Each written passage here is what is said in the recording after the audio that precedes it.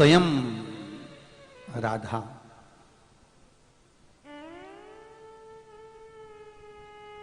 जब सूर्य ग्रहण पड़ा, सारे ब्रजवासी सब राधा से कह रहे हैं चलो कुरुक्षेत्र चलो।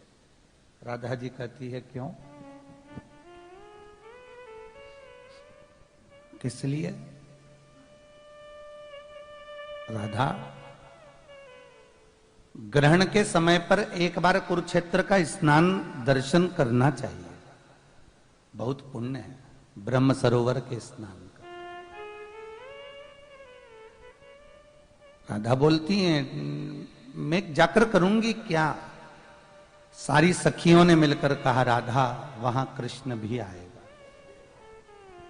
अगर कुरुक्षेत्र का स्नान है तो कृष्ण भी आएगा। राधा कहती हैं फिर तो नहीं चलना चाहिए, फिर चल के करेंगे क्या, रहने दो, नहीं नहीं नहीं चलिए। और राधा को सखियों ने मना लिया और राधा कृष्ण को मिलने के लिए नहीं, कुरुक्षेत्र का स्नान करने के लिए राधा कुरुक्षेत्र पहुंची। सबने स्नान करा, राधा भी स्नान करी। अपने एक टेंट में, तंबू में राधा रह रही। स्नान कर कर राधा जा रही थी, कृष्ण का आगमन हुआ है। सखियां पीछे पीछे चल रही थी तो देख लिया कि सामने से कृष्ण आ रहे हैं। सखियां रुक गई। सखियां रुकी, राधा जी आगे बढ़ी और मिली। कृष्ण और राधा का मिलन हुआ, दोनों ने बात भी करी। आखिरी में दोनों जाने लगे तो कृष्ण ने राधा से पूछा तुम्हें यहां पर मिलना कैसा लगा? राधा कहती है सब कुछ अच्छा लगा, पर मेरे मन को संतोष नहीं हुआ। क्यों? क्योंकि कृष्ण भी वही है, राधा भी वही है, सखियां भी वही है, ब्रजवासी भी वही हैं, पर यहां पर ब्रज की रज नहीं है। यहां ब्रज की रज नहीं है। सब कुछ है, सब कोई है, पर ब्रज की रज नहीं।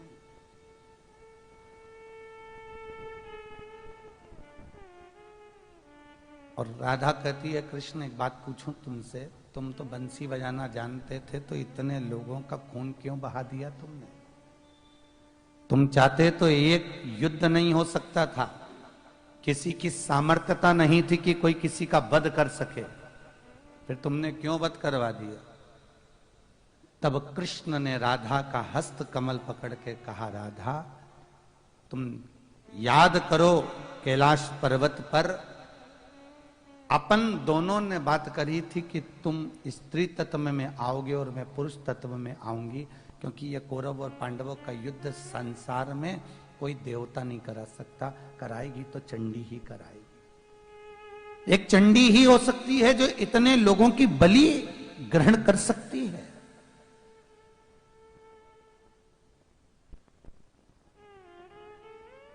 और जब जब कोई मरता था उस युद्ध के मैदान में, कुरुक्षेत्र की भूमि पर, तब सबसे ज्यादा अगर मुस्कुराते थे तो कृष्ण ही मुस्कुराते।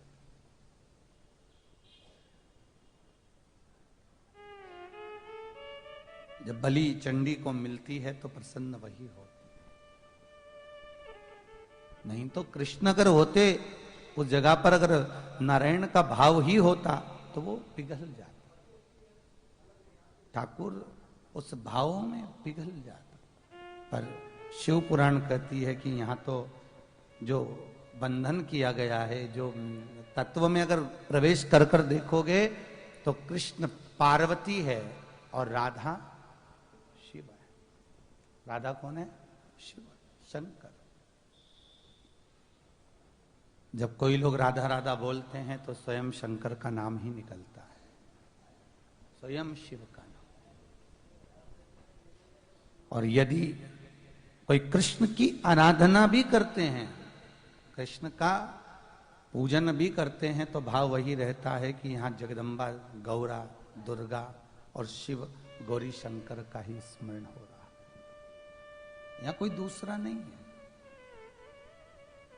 भेद हमारी दृष्टि में लगता है कि हमको कि राम अलग हैं, कृष्ण अलग हैं, देवी अलग है, देवता अलग हैं, गोरखनाथ अलग हैं, रामसा पीर अलग हैं, तो ये देवता दत्त भगवान अलग हैं। ये भेद हमारी दृष्टि कर रही है। हिंदू धर्म जैसा तो कोई धर्म नहीं होगा महाराज, कि जिस हिंदू धर्म में 33 कोटि देवता हैं। क्यों? क्योंकि शास्त्र कहता है तुम्हारी जिससे अच्छी पटे उसको पटा लो। सही है कि गलत है? यहां तो बफेट लगा हुआ है और बफे में गुलाब जामुन भी रखी है, रसगुल्ला भी रखा है, पूड़ी भी है, सब्जी भी है, राजमा भी है, चावल भी है, कड़ी भी है, सादी रोटी भी है, मिस्सी रोटी भी है और बाजरा की रोटी भी है। तुम्हारा मन पड़े वो तुम खा। और कई लोगों की आदत रहती है स्वाद सब चखते हैं। बोलो सही है कि गलत है? जितनी भी शादी में कोई जाएगा तो स्वाद सारा चखेगा, पहले ये भी खाएगा, वो भी खाएगा, सारा स्वाद चक्कर देखेगा, फिर जो चीज अच्छी लगेगी, बोलो जम के, जो चीज अच्छी लगी फिर वो 2-3 प्लेट ज्यादा नहीं, उसमें रुचि आ गई, उसमें उसको रुचि प्राप्त हो गई, उसमें उसको रुचि मिल गई, फिर वो वही पा रहा है, फिर वो वही ले रहा है जिसमें उसको रुचि मिल चुकी। अर्थात कथा कह रही है कि यहां राम भी हैं, यहां कृष्ण भी हैं, यहां शंकर भी हैं, यहां हनुमान भी हैं, यहां सभी बैठे हैं, श्री जी बाबा भी हैं, वेंकटलाल भी हैं। तो इस पृथ्वी पर सारे देवी देवता हैं। और हिंदू धर्म कहता है इतने देवताओं को छोड़कर फिर व्यक्ति अगर दूसरे धर्म में जाता है तो वो न इधर का रहता है न उधर का। इतने देवताओं में से किसी एक देवता को ही पकड़ लो, एक देव, और जितने भी धर्म पंथ निकले होंगे वो सभी सिंधु धर्म से निकले महाराज। श्री ऋषभ देव जी महाराज के घर में पुत्र हुए भरत, भरत के फिर हिरण, हिरण के फिर भरत, भरत के फिर आगे वंश बढ़ता बढ़ता बढ़ता बढ़ता फिर वो महावीर स्वामी का पंथ आ जाता है। वही भगवान विष्णु का ऋषभ अवतार, अवतार वही नारायण का है। अहिंसा परमो धर्म जानना, अवतार वही है कि कोई जीव ना मरे। पर एक पंथ वाले कहेंगे इस पंथ में ना जाइए, उस पंथ वाले कहेंगे इस पंथ में ना आइए। लोगों ने अपनी अपनी, और जैसे वो एक माताओं का मेला लगता है ना, कोई समाज में जब कोई फंक्शन होता है तो उसमें हर समाज का एक वो कौन सा कहते हैं चाट माट मिलती है, जब मेले को कौन सा मेला कहते हैं, लेडीज बना बना के लाती हैं अपने अपने घर से और बेचती हैं, ऐसा टेबल में भी लगा के, अपना बैनर भी लगा रहता, गुलाब जामुन वगैरह, कौन सा सब समाजों में होता है, एक मेला लगता है ना जब कोई फंक्शन होता है। जैसे कोई देवी देवता का उत्सव मना, जैसे अग्रवाल समाज अग्रसेन जयंती मनाती है, महेश जयंती मनती है, परशुराम जयंती मनती है, तो उसमें जो फंक्शन होते हैं उसमें मेला लगता है, उत्सव मेला कहते हैं, क्या मेला कहते हैं। तो उसमें वो पकवान बना बना के, व्यंजन मेला, पकवान बना बना के लाती हैं, फिर उसको सर्व कर सस्ते पे, सब अपने अपने व्यंजन को श्रेष्ठ बताते। मैंने जो हलवा बनाया है ना गाजर का, बहुत बढ़िया। मैंने जो तिल्ली का लड्डू बनाया है वो बहुत बढ़िया बना। मैंने अपना रवे का हलवा, सब अपने अपने व्यंजन को श्रेष्ठ कहेंगे क्योंकि उसने बनाया है उसको। हर पंथ वाले अपने अपने पंथ को श्रेष्ठ बताएंगे कि यह पंथ श्रेष्ठ है। एक व्यक्ति ने हमसे प्रश्न किया, गुरुजी आप भागवत भी करते हो? हाँ। आप सारी पुराण करते हो? हाँ। तो हम कई बार कथाएं सुनते हैं तो मन में बड़ी उलझन उत्पन्न हो जाती है। भागवत सुने तो कृष्ण कृष्ण का स्मरण होता है, कि भगवान कृष्ण का भजन करना चाहिए। राम कथा सुनो तो राम जी का स्मरण होता है, और शिव कथा सुनो तो शिव जी का स्मरण होता है। गणेश पुराण सुनो तो गणेश जी का, नर्मदा पुराण सुनो तो नर्मदा का, स्कंद सुनो तो स्कंद का। तो हम बड़े चक्कर में पड़े हुए हैं गुरुजी आपकी कथा सुन सुन के कि हम किसका भजन करें। हमने कहा भैया ये तो टेबल पे रखा हुआ सारा पकवान है, तेरी जिसमें रुचि लग जाए, तेरा दिल अगर भगवान को दिया है, शिव को, तेरा चित्त वृत्ति यदि राम और कृष्ण में है तो कृष्ण को, तेरी चित्त वृत्ति गणेश में है तो गणेश में, तेरी चित्त वृत्ति जिसमें लग जाए। होता है घर में माँ बाप होते हैं तो बच्चों के मन में वही भेद हो जाता है कि माँ से किसी बेटे की अच्छी पटती है तो किसी की बाप से अच्छी पटती है, वही भेद हो जाता है। तो आप जिसकी आराधना कर रहे हो उससे आपकी अच्छी पटना चाहिए, आपका क्रम, आपकी चित्त, आपकी वृत्ति उसमें रमना चाहिए।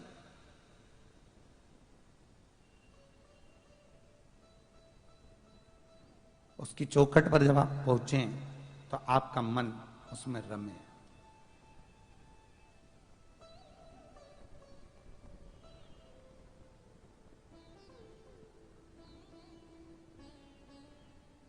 एक सुबह एक माता जी शंकर भगवान को जल चढ़ा रही थी, तो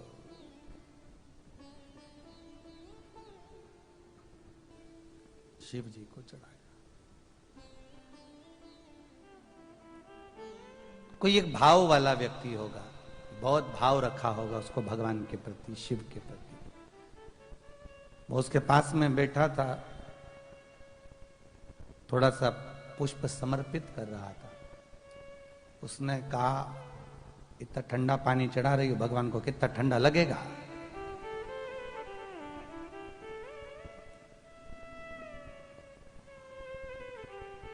उसके मन में भाव था तो उसने कह दिया कि कितना ठंडा लगेगा। माता ने कितना सुंदर जवाब दिया वो सुनिएगा। शायद दुनिया की कोई नारी इतना सुंदर जवाब नहीं दे पाएगी। हम तो यहां दर्शन करके सीढ़ी पे से जा रहे थे, हमने कहा 2 मिनट रुक जाए, सुने ले हम। माता ने जवाब दिया, वो कह रहा था उसको कितना ठंडा लगेगा, तुम इतना ठंडा पानी शंकर पे चढ़ा रही हो। माता कहती है मैं तो रोज कहती हूं कि घर चल, काय को बैठा यहां। माता का शब्द सुनना कितना सुंदर था। मैं उसको रोज कहती हूं घर चल, क्यों बैठा। कितनी अलमस्ती है इस जवाब में। शायद दुनिया में कोई नारी ऐसा जवाब नहीं दे सकती जो उसने चित्त वृत्ति से दिया है, पूजा करते करते, सेवा करते करते।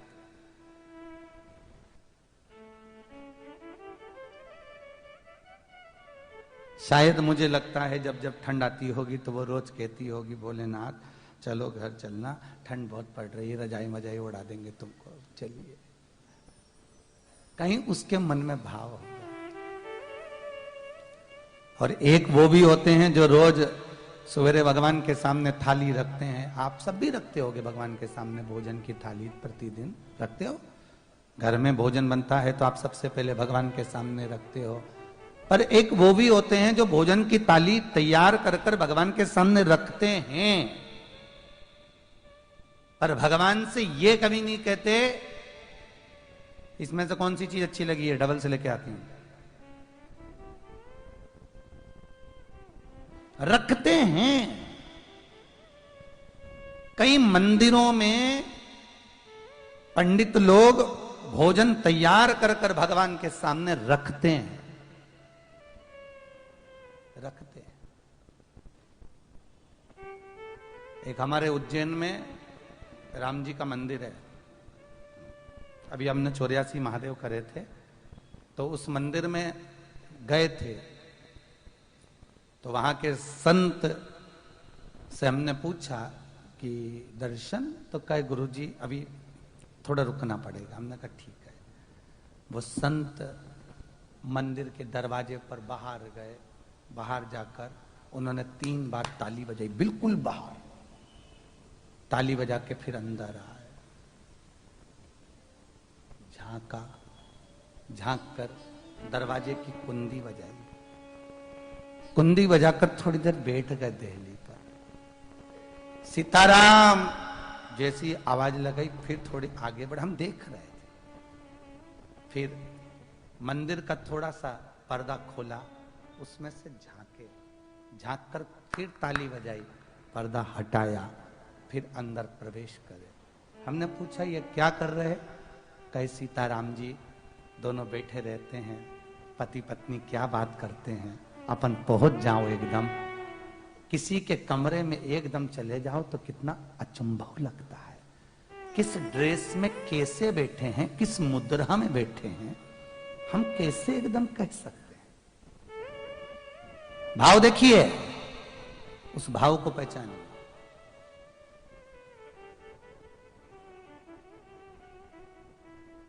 भोजन ले गए, रख दिया, रखा, पर ये नहीं कहा कि तुम्हें इसमें पसंद क्या आया, तुम्हारी पसंद का क्या बनाऊं, बोलो क्या आज तुमको दाल अच्छी लगी है तो मैं डबल से दाल लेकर आती हूं।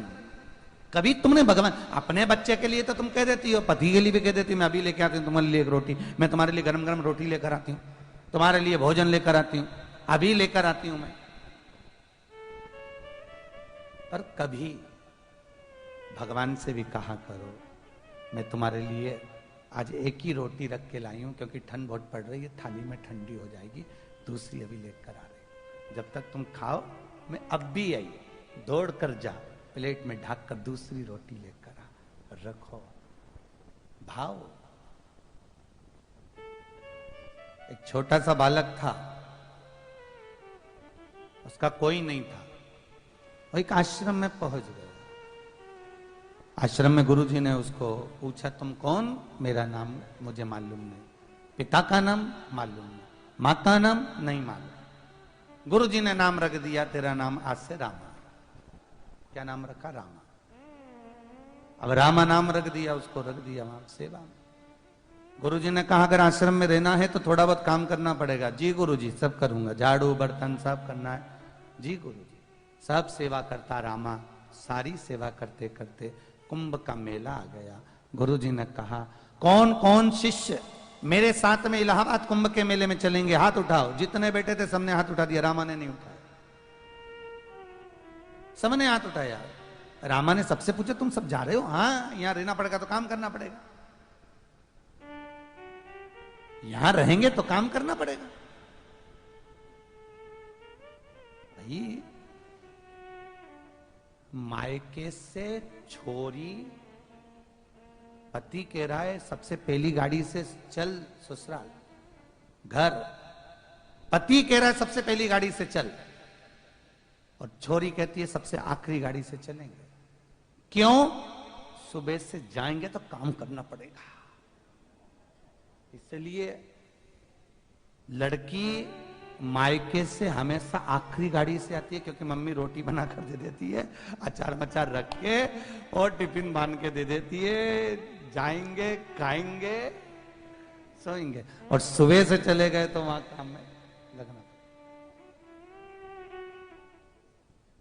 सुबह से गए तो वहां काम करना पड़ेगा। अब जितने चेले थे वो सब कह रहे हैं यहां रहेंगे तो काम करना पड़ेगा, इसलिए रहना नहीं रुक। सब जा रहे हैं। गुरुजी ने रामा से पूछा बेटा सब जा रहे हैं, आप नहीं जाओगे? रामा कहने लगे गुरुजी ये सब की सब चले जाएंगे तो मैं जाकर क्या करूंगा? गुरुजी बोले तो पूरे आश्रम का भार तेरे ऊपर रहेगा, कर लूंगा, मैं मैनेज कर लूंगा। सुनो, क्या करोगे? सब काम करूंगा। गुरुजी हाथ पकड़कर राम जी के सामने ले गए, जहां राम लक्ष्मण सीता हनुमान सब बैठे थे।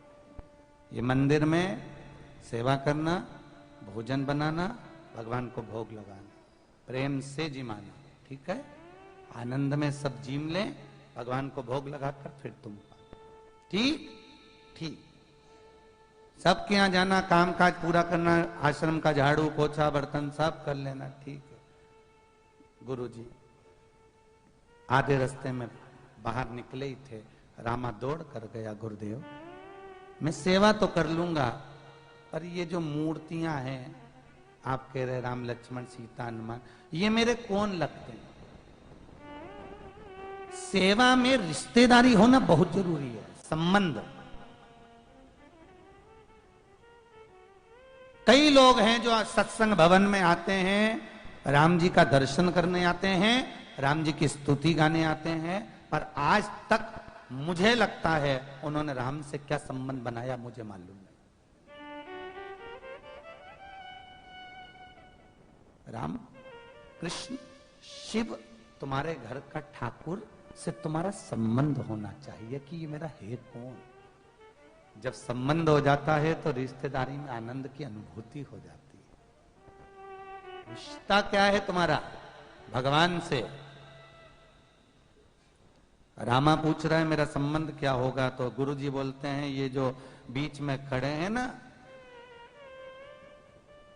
ये तेरे पिताजी हैं, और जो उनके पास में खड़ी है वो तेरी माता जी है। गुरुजी के चरण पकड़ लिए, जिंदगी में बाप और माँ को नहीं देखा पर आज मिल गए।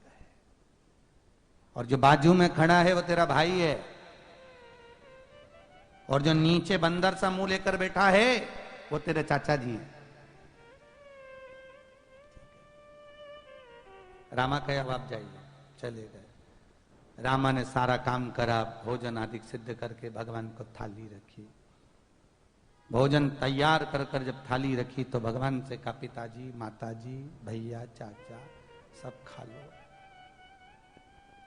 मैं जब तक झाड़ू लगा के आता हूं आप भोजन कर लो, भोजन करो फिर मैं भी कर लूंगा। रामा गया, वापिस आकर देखा तो थाली का भोजन समाप्त नहीं हुआ था, थाली वैसी रखी थी जैसी गुरु रखते आए थे। रामा ने कहा तुमने खाया नहीं? अरे जल्दी खाओ, मेरे को भूख लग रही है, दोपहर हो रही है, जल्दी पाओ। अब मूर्ति पत्थर की में से भगवान कैसे निकलता? रामा को लगा कि भगवान भोजन नहीं कर रहे, हो सकता है मेरे बनाने में कोई त्रुटि हो गई होगी। और गुरुजी बोले थे भगवान भोजन कर लें तब तो भोजन कर लेना भोग लगाकर, अब ये तो खा ही नहीं रहे। रामा ने कहा ऐसा जीवन पाने से क्या मतलब, इससे तो मर जाऊं तो अच्छा। मेरे जैसे पापी के हाथ का जब भगवान भोजन नहीं करें तो क्या मतलब। रामा चला, बाहर एक तालाब था, छोटा सा रामा तालाब में कूदने वाला था। इतने में राम जी हनुमान जी से बोले पकड़ के ला, उसको पकड़ ला। हनुमान जी तुरंत पहुंचे और पहुंचकर कहा रामा चल। रामा के कौन? कि मैं तेरा चाचा। तो के जब तो मैंने बोला था कि भोजन करो तो ऐसा अकड़ के सोटा लेके बैठे रहे, हिले तक नहीं, और अब क्या चाचा, मेरे को नहीं जाना। इतने में लक्ष्मण जी आकर बोले रामा चल। तुम कौन? मैं तेरा भाई, चल भोजन अपन सब मिलके करें। नहीं पहले तुम्हें करना है। लक्ष्मण जी बोले नहीं, पिताजी बोले हैं रामा काम कर करके थक जाता है इसलिए भोजन सब मिलकर करेंगे। एक थाली जो रखी थी, राम, सीता, लक्ष्मण, हनुमान और रामा उस थाली में भोजन करे, एक ही थाली। 4 दिन तक यही क्रम चलता रहा। एक दिन रामा को काम बहुत सारा आ गया तो रामा ने भगवान को जाकर कह दिया देखो खड़े ही खड़े रहते हो दिन भर, कोई काम काज करते नहीं, माता जी को भी यहीं खड़ा करके रखते जैसे हम तो नौकर लगे। माँ अंदर जाओ रसोई घर में, तुम रोटी बनाओ, सब्जी बनाओ, मैं जब तक एक जगह पर पंडिताई करके आता हूँ थोड़ा सा भिक्षा मांग कर लाता हूँ। पिताजी तुम माता जी के लिए चूल्हा जलाओ, लकड़ी लाओ। लक्ष्मण जी से कहा तुम झाड़ू निकाल के रखो, हनुमान जी से कहा तुम बर्तन मांज के रखो। सबको काम पे लगा दिया। रामा रोज चले जाता, माँ पार सीता भोजन तैयार कर कर रखती, सब मिलकर खाते। करते करते पूरा 1 महीना कुंभ का निकल गया। आज गुरु जी आ गए चेलों के साथ। आते सी गुरु जी सीधे सबसे पहले मंदिर के अंदर गए। जो मंदिर में पहुंचे तो ना तो राम थे, ना लक्ष्मण थे, ना सीता थी, ना हनुमान थे। गुरु जी को लगा चेला सब बेच ही आया, सब बेच कर आ गया। गुरु जी को लगा ये बेचा। गुरुजी गए, रामा रामा रामा के, हाँ झाड़ू लगा रहा था रामा। क्या हुआ? भगवान कहाँ है? तो क्या वहीं होंगे और कहाँ होंगे?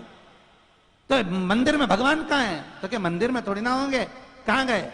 तो के पिताजी तो चूल्हा जला रहे होंगे, माँ रोटी बना रही होगी, और चाचा बर्तन मांज रहे होंगे, और भैया कहीं काम कर रहे होंगे, लकड़ी वकड़ी काट रहे होंगे। गुरुजी बोले पागल हो गया है?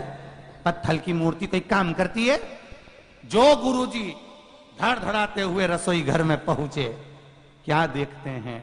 राम सीता भोजन बनाने में लगे थे, हनुमान बर्तन मांजने में लगे थे, लक्ष्मण झाड़ू दे रहे थे। गुरु के नयन में जल भर गया। रामा को गले लगाकर बोले, मैं उसको कुंभ के मेले में ढूंढ रहा था, मेरा राम तेरे दरवाजे पर रोटी बनाकर खिला रहा था, मैं पहचाने नहीं। हम उसे तीर्थ में ढूंढ रहे हैं, हम उसे कुंभ के मेले में ढूंढ रहे हैं, हम ना जाने उसको कहां कहां जाकर ढूंढने का प्रयास कर रहे हैं। पर जो तुम्हारे घर में बैठा हुआ है, जो कृष्ण, जो राम, जो शंकर, जो शिवलिंग, जो प्रभु तुम्हारे घर में बैठा हुआ, उसके प्रति हमारी कोई श्रद्धा ही नहीं। दुनिया के लोगों के यहां शादी होती है तो सबसे पहली पत्रिका गणेश जी को दी जाती है। बोलो देते कि नहीं देते? बोलो जम के बोलो। देते हैं। बाकायदा गुड़ की बट्टी ले जाकर, मिठाई का डब्बा ले जाकर, माला ले जाकर गणेश जी नोतते हैं। और बहुत कम घर होते होंगे जिसमें सबसे पहले अपने घर के ठाकुर जी को नोता गया हो। पत्रिका पहले गणेश जी को देंगे, उनको नोतेंगे, लड्डू पेड़ा सब ले जाकर, और अपने घर के भगवान को एक पत्रिका, नाम लिखा तो ठीक, नहीं लिखा तो ठीक, और वो भी ऐसे ही धर दी, ऐसे ही। प्रेम वश। किसी को ऐसा शब्द क्यों बोला जाए कि जिससे उसको घात लगे? वाणी ऐसी बोलिए जो मन का आपा खोए। पर आज के जमाने में वाणी ऐसी बोलिए जो जम के झगड़ा होए, पर उससे मत बोलिए जो तुमसे तगड़ा होए। बोलो खूब, पर ऐसी प्रेम वश बोलो। और प्रेम की जब वाणी निकलेगी तो जीवन को सुलभ आनंदित कर सकती है। प्रेम की वाणी। महाराज पांडवों को यदि अगर युद्ध के मैदान में भी अगर विजय प्राप्त हुई है तो शंकर की कृपा से हुई है। एक बार भगवान शिव ने पांडवों की परीक्षा ली, क्योंकि एक बार भगवान कृष्ण शंकर से बोले थे, कृष्ण शिव से बोले, ये पांडव युद्ध लड़ने लिए जा रहे हैं, युद्ध करने के लिए आप साथ नहीं देंगे? शंकर भगवान बोले, रे कृष्ण भगवान से, कन्हैया इन कौरव और पांडवों के युद्ध में मैं सम्मिलित होने को तैयार हूं, मना नहीं है, पर मैं सामने प्रकट नहीं होऊंगा, भीतर से युद्ध। किसका साथ दोगे? भगवान कहते हैं पहले परीक्षा करूंगा, जो परीक्षा में पास हो गया उसकी ओर हो जाओ। करी परीक्षा। भगवान शंकर ने किरात का रूप लिया। किरात मतलब एक भिलिया, वनवासी, जो पशुओं को मारते हैं, खाते, ऐसा किरात कर शिव। और शंकर भगवान ने किरात का रूप रखकर एक सुंगर बरहा निकल कर जा रहा था, और शंकर भगवान ने उसको देखकर बाण छोड़ दिया। अर्जुन वहीं से निकल कर जा रहा था, अर्जुन ने उस बरहा को देखा, सुंगर को देखा, अर्जुन ने भी बाण छोड़ दिया। शिव की लीला थी, दोनों के बाण लगे। भगवान शंकर ने अपने गणों से कहा, जाओ उस बरहा को, सुंगर को लेकर आओ, उसके जो बाण लगा हुआ है मेरा बाण लेकर आइए। गण गए, इतने में अर्जुन भी वहां पहुंच गए। अर्जुन ने कहा ये मेरा, एक ही बाण लगा था उसको, 2 बाण नहीं लगे थे, एक। अर्जुन कह रहा है मेरा है और शंकर कह रहा है। गणों से विवाद हो गया, झगड़ा हो गया, लड़ाई।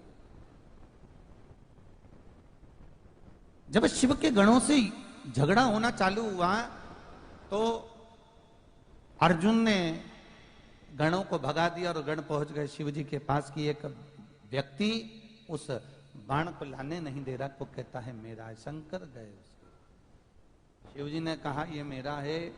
अर्जुन कहता है ये मेरा है। अर्जुन शंकर से लड़ने को तैयार हो गया और भगवान भूत भावन ने उसी समय पर तुरंत अपना धनुष उठाया। शिव जी ने जैसे ही त्रिशूल को उठाकर अर्जुन को मारने वाले थे, भगवान कृष्ण प्रकट हो गए। भोलेनाथ भगवान कृष्ण कहते हैं अर्जुन साष्टांग दंडवत कर। साष्टांग दंड। अर्जुन ने जैसी दंडवत करी, हाथ जोड़कर कहा इस बाण को मुझे देख लेने दो। जब बाण को देखा, अर्जुन ने कहा मुझसे गलती हो गई, ये तो शंकर का है। शिव जी कहते हैं ले लो। नहीं, मैं नहीं ले सकता, ये आपका है। भगवान कहते हैं अर्जुन एक बाण की सत्यता को जानने के लिए तू यहां तक पहुंचा है और अपने भाव को प्रखर करने के लिए, और तू सत्य कह रहा है कि ये बाण तेरा ही है। अभी भी मैंने इस बाण पर अपना नाम लिख दिया है चित्तवृत्ति, पर बाण तेरा है। अर्जुन तू सत्य पर डिगा है, इसलिए ये शिव तुझे वर देते हैं कि कौरव और पांडवों के युद्ध में विजय पांडवों की ही होगी, चाहे कितना भी बड़ा युद्ध क्यों ना हो, विजय तुम्हारी है। अग्रणता का भाव, विजय का पथ। तुम किसी एग्जाम में बैठ रहे हो, तुम किसी परीक्षा में बैठ रहे हो, तुम किसी एग्जाम के लिए जा रहे हो, तो शिव का स्मरण कर कर जाइए साहब। शंकर के शिवलिंग पर ओम बनाकर जाइए, और ओम पर बनाकर जब चंद्र बिंदी रखी जाती है ओम के ऊपर, उस बिंदी का तिलक आपके मस्तक पर लगाकर जाइए, आपको लाभ मिलेगा। शिव देता है। आप किसी एग्जाम में किसी जगह बैठ रहे हो, किसी जगह जा रहे हो और वहां तुम्हें चाहिए फल, तो आपको समर्पण करना पड़ेगा। एक शिव है, परीक्षा बहुत ले महाराज, बहुत परीक्षा शंकर जी लेते हैं महाराज। और दर्शन भी देता है तो भोलेनाथ हाला हजूरा कर दे देता है कि मैं प्रसन्न हूं। क्या चाहिए भगवान को? भगवान राम की सेवा, कृष्ण की सेवा, अन्य देवताओं की सेवा करो, देवी की सेवा करो, लाल चुनरी भी चाहिए, ये भी चाहिए, वो भी चाहिए। शंकर को क्या चाहिए? बोलो तो रिजी जी, वो बैठे अलमस्त होके लोटा भर के पानी चढ़ा दो, नहीं हो तो ताली बजा दो 3 बार, वो भी नहीं हो तो बम बम बोले। बहुत मस्ती में रहता है मेरा विश्वनाथ, बहुत मस्ती। कितना ज्ञान दे मेरा शंकर, कितना। इसलिए तो दुनिया की माताएं सबसे ज्यादा शंकर जी का पूजन करती हैं। क्यों? कुंवारी अवस्था में भी शिव जी का इसलिए पूजन करती है, ऐसा पति मिल जाए भगवान जिसके सिर पे गंगा भरी हो, मतलब माथा ठंडा हो,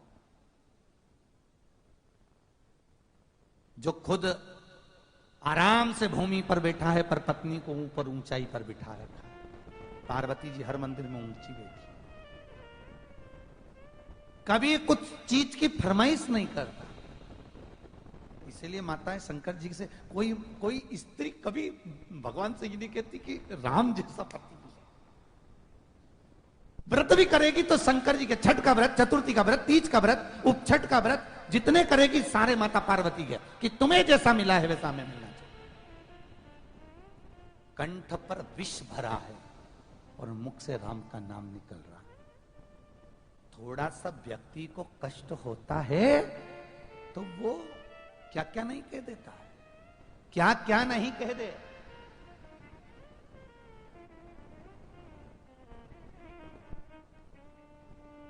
मांगा, मांगो कुछ अपने लिए, अपनी जिंदगी के लिए। वो शबरी जो राम जी को बेर खिलाती है, पूर्व समय में बड़ी सुंदर थी महाराज, इतनी सुंदर राजकुमारी थी शबरी। उसका एक जन्म पहले शबरी अति सुंदर राजकुमारी थी और एक राजा के यहां ब्याह गई। राजा ने उस स्त्री को देखा तो इतनी सुंदर थी कि इसको कोई बाहर का व्यक्ति भी नहीं देखना चाहिए। राजा उसको महल के अंदर कमरे में चारों तरफ खिड़कियों में दरवाजों में पर्दा डालकर रखता था। सेविका नौकरानी भी उसके कमरे में नहीं जा सकती, राजकुमारी के कमरे बाहर दरवाजे पर सामान रखते, राजकुमारी ले लो, अंदर उसका मुख नहीं देखा आज तक। इतनी सुंदर थी वो शबरी पूर्व में। पिता ने शादी कर दी राजकुमार के साथ में। अब ये बाप के यहां से आई और यहां पर ऐसी बंधन में पड़ गई कि कोई से मिले ना जुले, ना किसी को देखे, ना भाले, ना बात कर सके, ना चित्त कर सके। बड़ी दुखी थी। एक बार पिता के घर में जब रही थी, माता पिता की या बेटी जब रहती है तो सत्संग में डूबे। बहुत ध्यान देना साहब, उन बेटियों को सत्संग कराइए। आज सवेरे एक माता जी आई थी, उनकी बेटी दिल्ली से आई हुई है, तो वो कह रही थी गुरुजी हमारा जहां विवाह हुआ है वहां तो इतना सत्संग नहीं है, पर हम जब जब यहाँ जोधपुर आते हैं हमारी मम्मी के घर में तो कथा, एक बार पहले भी आपकी मिल गई, दूसरी बार शिव पुराण मिल गई, मन बड़ा लग जाता है। मैं अपने बच्चों को भी कथा में लेकर आती हूँ जिससे उनको भी सत्संग का असर हो जाए। क्यों प्रफुल्ल भैया? सवेरे की बात, सवेरे कोई मिलने आया। सत्संग 2 बहुत जरूरी है महाराज। अब बड़ी सुंदर थी शबरी, पिता के घर में सत्संग सुनी थी उसने। शादी हो गई, उसके बाद सत्संग में नहीं जा पाई क्योंकि जाने ही नहीं थे वो। कौन? वही भेरू, जाने ही नहीं। घर में रहो, कहां जा रही हो, किस लिए जा रही हो, क्या करोगी, टीवी पे तो सुन लेती हो, वहां जाकर क्या करना। बहुत प्रश्न, बहुत। बस शबरी के साथ में भी यही प्रश्न था कि उसका पति एक क्षण के लिए भी उसको कहीं जाने नहीं देता था। जो पूर्व समय की शबरी सुंदरी थी, एक क्षण के लिए। अब शबरी के जिंदगी का चमत्कार देखना साहब, ये राम कथा में आपने सुना कि नहीं सुना, पर शिव महापुराण की यह कथा का एक चरित्र अपनी जिंदगी में उतार कर देखना कि कितना सुंदर चरित्र है शिव रामचरितमानस का। कौन सी राममानस का है? शिव रामचरितमानस। दुनिया की सबसे पहली रामायण की रचना, रामचरितमानस की रचना किसने करी थी? भगवान शंकर ने। किसने करी थी? भगवान शंकर ने। जिसमें 100 करोड़ श्लोक थे। मनुष्य, देवता और राक्षस तीनों मांगने के लिए आ गए थे शिव जी से, प्रभु आपके पास में 100 करोड़ श्लोक की रामायण है, हमको दे दो। भगवान ने कहा ले जाओ, 33 करोड़ तीनों ले जाओ। शिव जी के पास 1 करोड़ बच गए। थोड़ी देर बाद मनुष्य, देवता, राक्षस फिर आ गए, प्रभु आपके पास में 1 करोड़ श्लोक है, वो भी दे दो। भगवान ने कहा ले जाओ, 33 लाख और ले जाओ। शिव जी के पास 1 लाख बच गए। थोड़ी देर बाद मनुष्य, देवता, राक्षस फिर आ गए। भोलेनाथ, क्योंकि मनुष्य का मन और मसान कभी नहीं भरा था। अब क्या चाहिए? आपके पास में 1 लाख श्लोक है। शंकर भगवान ने कहा ले जाओ, 33 हजार और ले जाओ। शिव जी के पास 1000 बच गए। फिर आ गए, प्रभु 1000 आपके पास। भगवान ने कहा 3300 ले जाओ। शिव जी के पास 100 बच गए। थोड़ी देर बाद मनुष्य, देवता, राक्षस फिर आ गए, प्रभु 100 श्लोक। भगवान ने कहा 33 ले जाओ। शिव जी के पास 1 श्लोक बच गया। थोड़ी देर बाद मनुष्य, देवता, राक्षस फिर आ गए, तीनों। प्रभु अब 1 श्लोक दे दीजिए। भगवान ने कहा श्लोक 1 लेने वाले 3 है, करूं क्या? शंकर भगवान ने देखा यह संस्कृत के अनुष्टुप छंद का श्लोक था। शिव जी ने उसको तोड़ दिया, श्लोक को, जिसमें 32 अक्षर होते हैं संस्कृत के अनुष्टुप छंद में। 32 अक्षर में से 10 अक्षर तीनों को दे दिए, 2 अक्षर शिव जी ने अपने पास रख लिए। थोड़ी देर बाद मनुष्य, देवता, राक्षस फिर आ गए। भोलेनाथ, पूरी रामायण आपने हमको दे दी, ये 2 अक्षर और दे दो। शंकर जी ने कहा पूरी रामायण दे दी पर 2 अक्षर नहीं दे सकता। मत दो, पर ये तो बता दो कि पूरी रामचरितमानस देकर वो कौन से 2 अक्षर रख रखे हैं। शंकर कहते हैं एक रा और दूसरा मां। ये राम मैंने अपने पास रखा, बाकी का सब दुनिया को दे दिया। तो सबसे पहली रामायण की रचना किसने करी है? शंकर।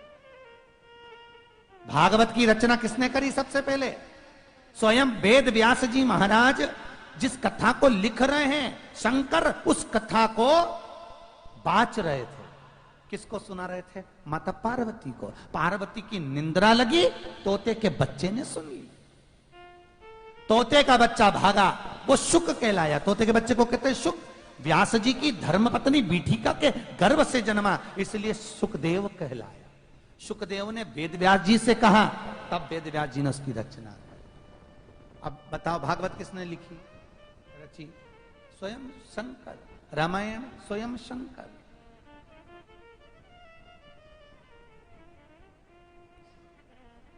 स्वयं शिव। पूरी मूर्ति बन जाती है पर फाइनल टच शंकर ही करता है। पूरा कपड़ा बनने के बाद, पूरा फोटो बनने के बाद जो पेंटिंग जानते हैं, कढ़ाई जानते हैं, तो वो पूरी बना लेते हैं, पर फाइनल एक बार जब देखते हैं या मूर्ति कहीं भेजते हैं तो टच आखिरी में वही करता। अगर आप गरुड़ पुराण को उठाकर देखेंगे या स्कंद पुराण को या भागवत पुराण को देखेंगे उठाकर, तो उसमें वर्णन है कि नारी के गर्भ में जब बच्चा आता है तो कौन कौन से देवता उसको संभालते हैं। कौन कौन से देवता उसको गर्भ के अंदर जाकर संभालते हैं। और सारे देवताओं का वर्णन आया, वायुदेव, अग्निदेव, जलदेव। जब तो उसके अंदर सब प्रविष्ट करते जाते, तो सारे देवताओं के संभालने के बाद जब सब हट जाते हैं, बच्चे का जब जन्म होने वाला रहता है, उसके कुछ दिनों पहले शंकर उसको फाइनल टच कर देते हैं कि ये श्रेष्ठ है। इसलिए आज भी नियम है, डॉक्टर कह रहे हैं कि इसको ऑपरेशन से बच्चा होगा, गुड़ की 7 डली हाथ में ले, तुमरुका जी का नाम ले, शंकर का स्मरण करो, शिवलिंग पे से 21 बार घुमाओ और एक एक डली उसको खिला दो, जिसको डॉक्टर ने कहा है कि ऑपरेशन से बच्चा होगा। एक एक डली 7 दिन तक खिलाओ, नॉर्मल डिलीवरी हो जाएगी, ऑपरेशन की जरूरत ही नहीं पड़ेगी, नॉर्मल जाता। शिव आखिरी का टच करने वाले, वो आखिरी में जब बच्चे का जन्म होता है तब भाग्य कैसा है, कहां मिलेगा, इसको क्या मिलेगा, भाग्य का प्रदान करने वाला, भाग्य का दाता, आखिरी में वो त्रिलोकी का नाथ, त्रिकालदर्शी, कैलाशी, अविनाशी शंकर उसको फाइनल टच कर देता है कि अब इसको क्या क्या पृथ्वी पर जाकर मिलना है, क्या क्या इसको पृथ्वी पर जाकर प्राप्त हो। आखिरी टच शंकर।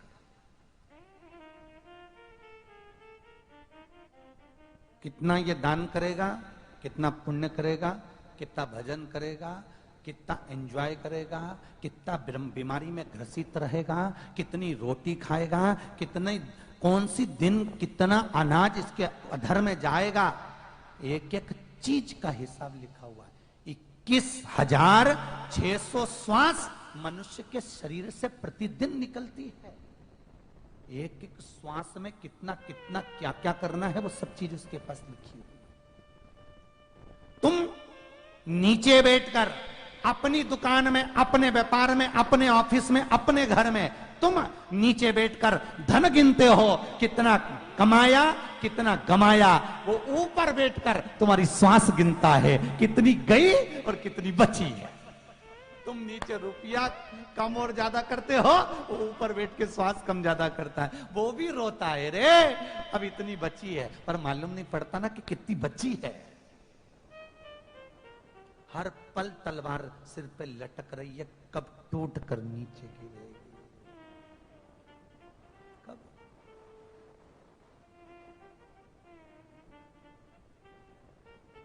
कितना सुंदर का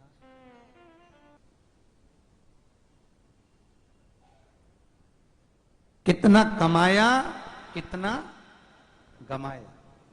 अभी वो जरा से इनकम टैक्स का ऑफिसर गाड़ियां लेकर तुम्हारे यहाँ जाए और के बता ये बंगला ये गाड़ी कहां से अला दिखा,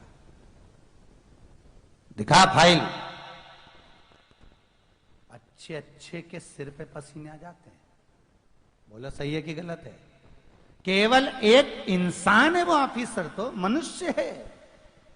एक मनुष्य को तुम्हारी फाइल दिखाने में पसीने आ रहे हैं तो ऊपर क्या क्या आएगा? जी जी विचार तो करो। री जोधपुर वालियों अच्छे से सोच, हिसाब देने में पूछेगा बचपन कहां गवाया, जवानी कहां गई, अधेड़ी कहां गवाई, बुढ़ापा कहां निकाला। दिन भर बस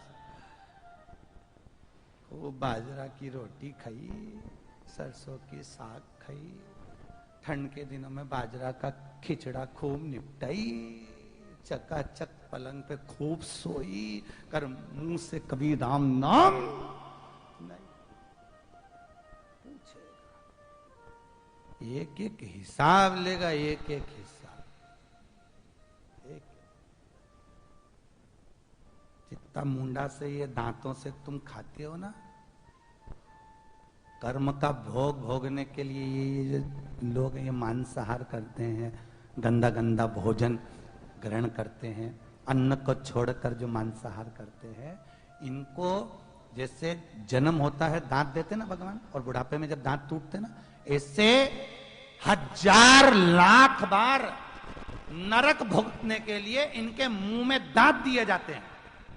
और दांत जब अच्छे हो जाते हैं तब यमदूत एक लोहे की संसी नहीं होती जिससे चाय वो तबेली भगोनी पकड़ते हो, क्या बोलते हो, संडा से, उस संसी से, उस औजार से, प्लास से उसके दांत खींचते एक एक करके, और खाएगा मांस लिखा, फिर दांत देते, फिर खींचते, फिर देते, फिर खींचते।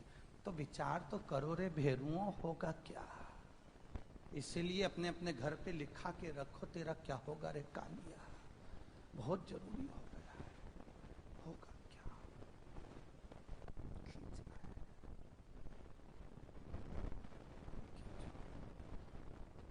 खूब मोबाइल चलाओ, एक दिन भी माला मत फेरो जब उंगलियों को इतना इतना करके चक्कू से काटेंगे और उसका रक्त टपकाएंगे, उसमें मिर्ची भरेंगे, फिर नमक भरेंगे, और चला हैंडसेट, माला मत जा।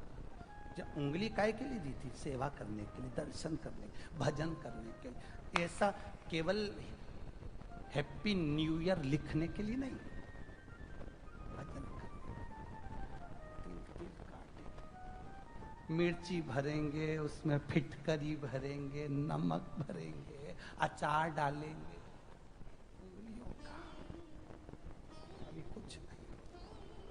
जरा अच्छे से गरुण पुराण तो सुनो री जीजियो, एक बार तो सुनो, मौका मिले सुनना एक एक। ये आंखों से खूब टीवी देख ले तू, अभी ऊपर जा तो सरी, अरियो लीला, ऊपर जा तब मालूम पड़े था, पहुंच तो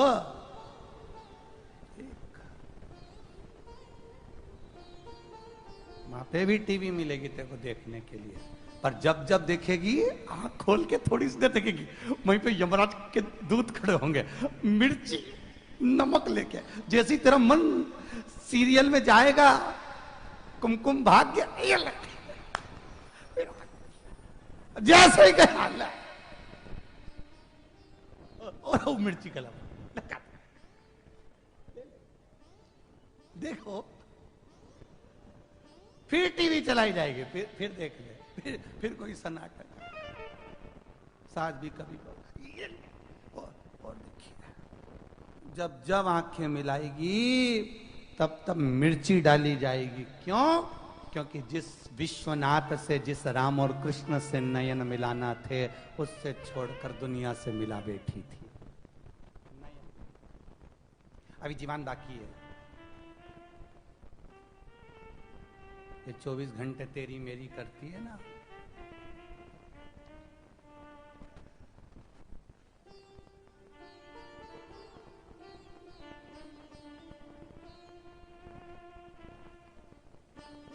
500 बिच्छू तैयार करे जाएंगे, चिमटे जीवान को खींचा जाएगा और उन बिच्छुओं को जीवाल पे डंक मारने के लिए छोड़ा जाएगा और तो चिल्लाएगी। अब जी क्या होगा बताओ रही, विचार करिए।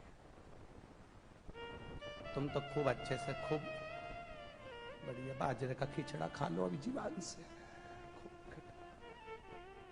भजन भले मत करो अभी तो तुम मालूम पड़े।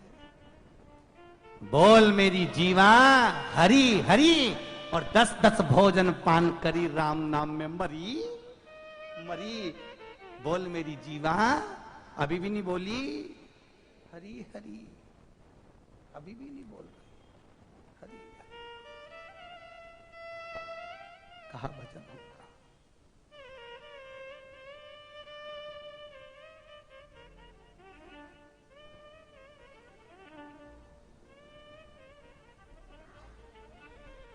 सज धज के जिस दिन मौत की सहजादी आएगी, न सोना काम आएगा न सब भरा रहेगा, कोई मतलब का नहीं, हिसाब पूरा लिया जाएगा। एक एक श्वास का 3.5 करोड़ रोम छिद्र ये मनुष्य के शरीर में है। कितने? 3.5 करोड़। एक एक रोम छिद्र भगवान की भक्ति के लिए दिया था, भजन के लिए, हिसाब लेगा। यहां तो केस लड़ने वाले चाहे तुम्हारे इनकम टैक्स के भी वकील होते हैं, चाहे अदालत के भी वकील होते हैं, वहां कोई वकालत नहीं चलती। वहां तो एक ही चीज चलती है कि कथा कितनी सुनी। तुमने शिव पुराण सुनी तो तुरंत एक फाइल तैयार होके अदालत में आ जाएगी, यम की अदालत में। इसने इतनी तारीख से इतनी तारीख तक कथा सुनी थी, 15 मिनट कथा में कुर्सी पे सो गई थी, वो लिखा है।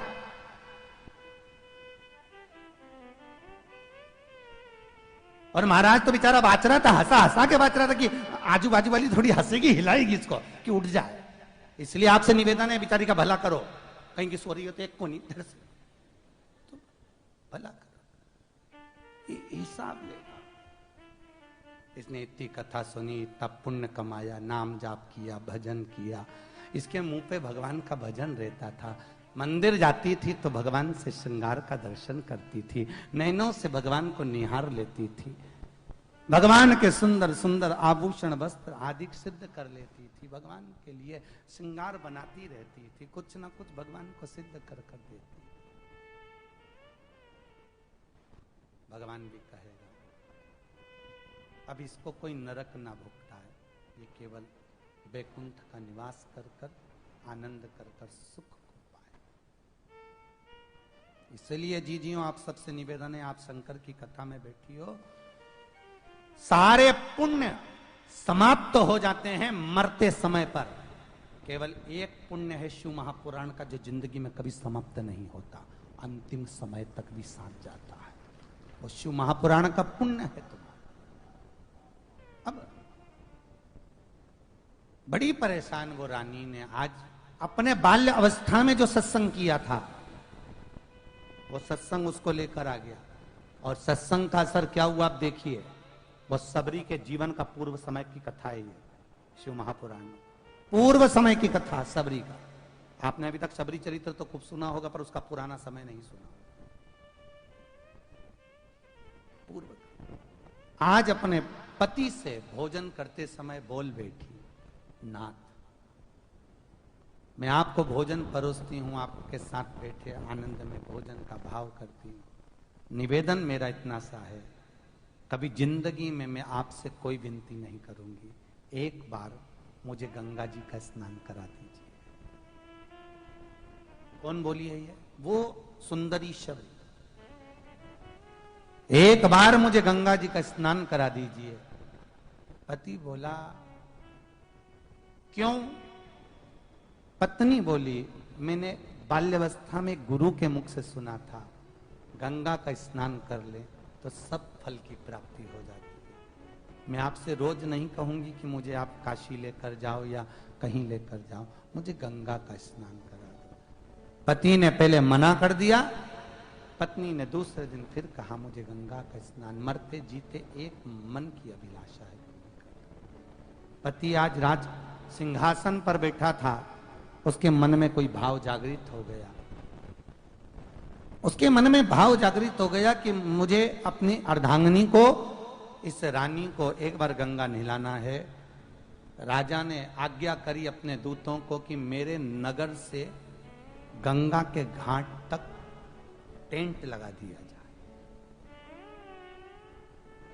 रानी पालकी में बैठकर जाएगी, उसमें भी पर्दे लगे होंगे, दोनों तरफ पर्दे, ऊपर भी पर्दा, गंगा के घाट तक टेंट लगाया गया।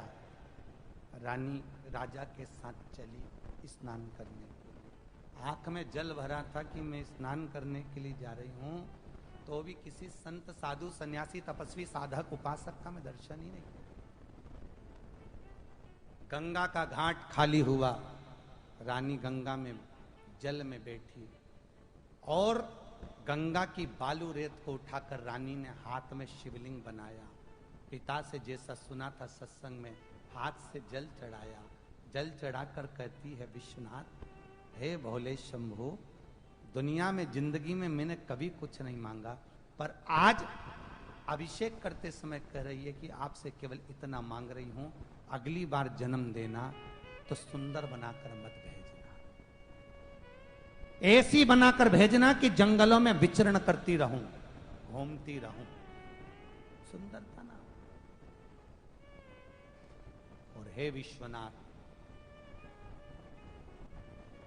जितना मेरा पति मुझ में आसक्ति रखता है, शब्द सुनिए उस सुंदरी शबरी, जितना मेरा पति मुझ में आसक्ति रखता है, उतनी आसक्ति मेरी परमात्मा में लगी रहे जब दूसरा मेरा जन्म हो, उतनी आसक्ति। और आज मेरा पति गंगा मैया का दर्शन कराने लेकर आया है, ऐसा ही पति जैसा कोई सदगुरु मिल जाए जो परमात्मा का मुझे दर्शन करा दे।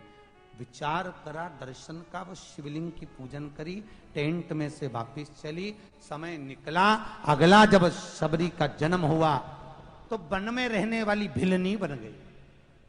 भिलनी क्या करे ऐसी सुंदरता का, जिस सुंदरता के कारण भगवान ही नहीं मिल पावे।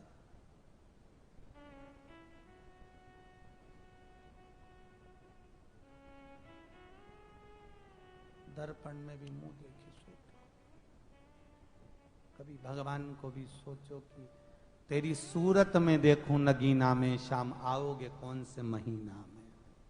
चित्तवृत्ति में वो जा ही नहीं पाए हम।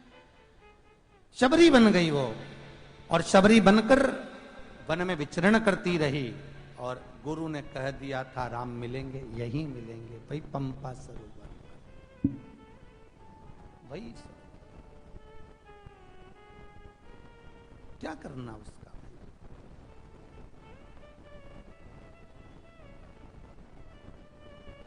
कितना भगवान ने दया कर कर दिया है इस शरीर को, देखिए। अरे नेत्र दिए रे तूने दाता बन कर, कभी नहीं दरस कियो, दयालु मैंने अवगुण बहुत कियो। हाथ दिए रे तूने दाता बन कर, कभी नहीं दान कियो, दयालु मैंने अवगुण, बोलते जाओ, बहुत कियो। पांव दिए रे तूने दाता बन कर, कभी नहीं तीरथ कियो, दयालु मैंने अवगुण, बोलते जाओ, अवगुण। कान दिए रे तूने दाता बन कर, कभी नहीं कथा सुनो, दयालु मैंने। और मुखत्व दिया रे तूने दाता बन कर, कभी नहीं भजन कियो, दयालु मैंने अवगुण बहुत। फिर मनुष्य देह में आकर क्या करा कि कोरा कोरा कागज काली काली शाही, 10 को 20 कियो, दयालु मैंने अवगुण बहुत कियो। इस मृत्यु लोक में आकर एक ही काम करा, कैसे भी कमाई हो, बस उसे और जोड़ो जोड़ो जोड़ो और आखिरी में यहीं पे छोड़ो, जाओ।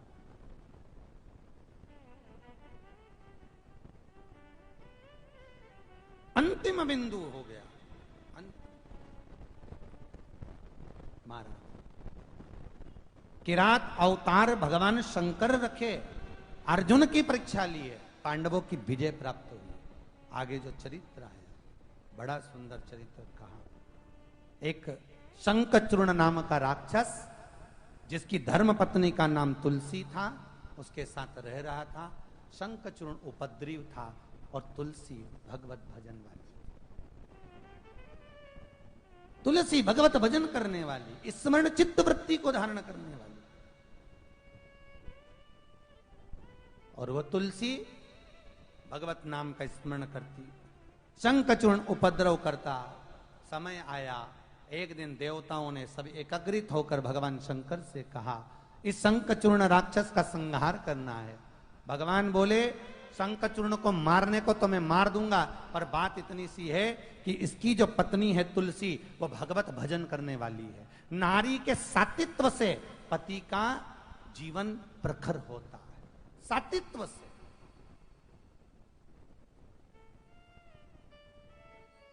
स्त्री का सातित्व प्रखर, तो स्त्री का सातित्व का क्या वर्णन है? मूल महाराज, स्त्री के सातित्व का सबसे मूल वर्णन एक है, उस शब्द को आप याद रखना।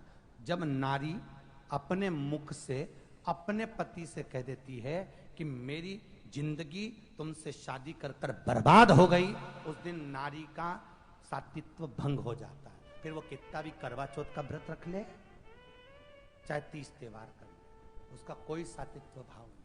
जिस दिन उसने अपने पति से कह दिया कि मेरा जीवन तुमसे शादी कर कर नरक हो गया, बर्बाद हो गया, तुम जैसे पति मुझे मिले हैं, मेरी जिंदगी बर्बाद हो गई, समझ लो फिर नारी 1000 बार करवा चौथ करे, चाहे सिर पे पल्लू धर धर के भेरू के पांव पड़े, कहीं नहीं फायदा,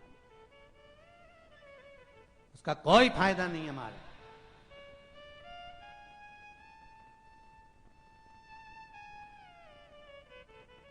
कोई फायदा। अनसुईया मैया के दरवाजे पर ब्रह्मा विष्णु महेश तीनों भिक्षा मांगने के लिए खड़े थे। क्यों? अनसुईया का सातित्व इतना प्रबल था। पृथ्वी पर गंगा कौन लेकर आया?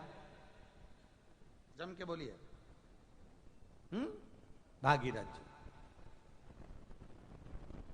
सबसे पहले गंगा पृथ्वी पर आई तो कहां गई?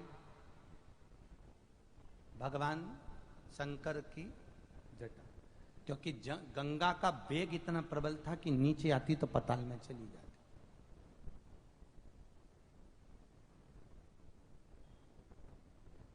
भागीरथ जी के पीछे पीछे गंगा जी चली।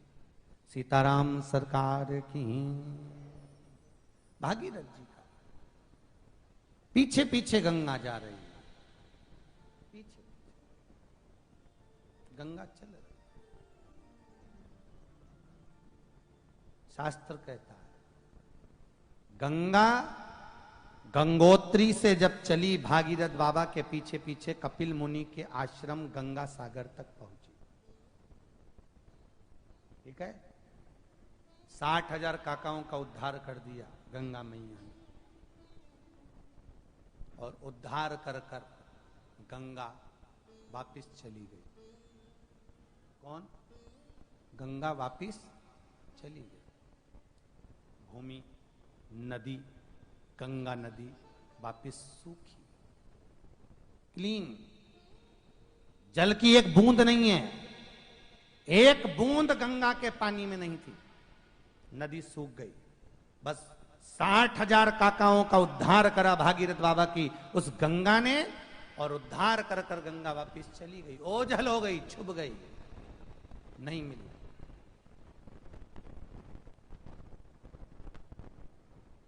शंकर भगवान ने गंगा जी से पूछा, तू मेरी जटा में बैठी हुई और भागीरथ जी के 60,000 काकाओं का उद्धार कर कर तू वापिस जटा में आकर छुप कर बैठ गई, पृथ्वी पर क्यों नहीं जाती है? गंगा कहती है, नाथ, पृथ्वी पर इतना पाप है, इतना पाप है कि उस पाप को झेलने के लिए मुझे किसी स्त्री का सत्य चाहिए। किसका सत्य चाहिए? स्त्री का। कोई स्त्री का सातित्व मुझे मिलेगा तब मैं पृथ्वी पर इन पापियों के पाप को धो सकती हूं। बहुत सुंदर कथा है शिव पुराण की, साहब आपको मिले ना मिले परंतु इसको सुने आप, जिंदगी में बहुत सुंदर।